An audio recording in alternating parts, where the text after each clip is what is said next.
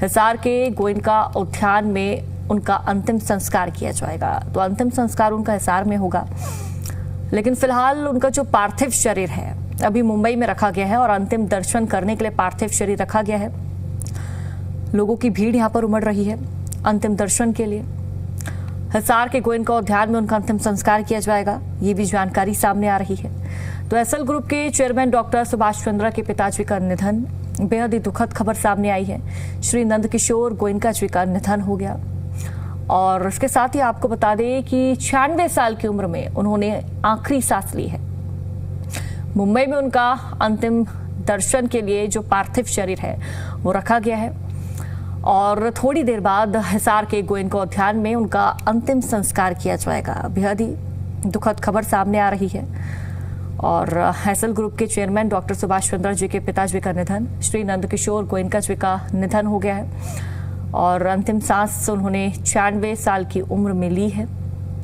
मुंबई में अंतिम दर्शन के लिए पार्थिव शरीर को रखा गया है, उसके बाद हिसार में उनका अंतिम संस्कार होगा और मुंबई में भी लगातार हजारों की संख्या में लोगों का जमावड़ा देखने को मिल रहा है उनके पार्थिव शरीर के दर्शन करने के लिए।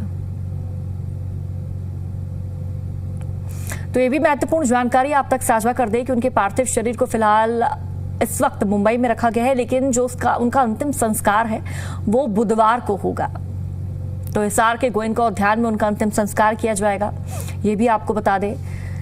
तो 96 साल की उम्र में उन्होंने आखिरी सांस ली है और अब दुनिया को अलविदा कह दिया है।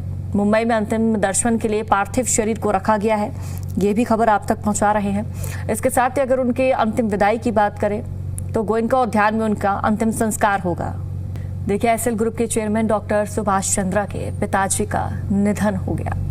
दुखद खबर आप तक पहुंचा रहे हैं। श्री नंदकिशोर गोयनका जी का निधन हो गया और 96 वर्ष यानी कि 96 साल की उम्र में उन्होंने अंतिम सांस ली है।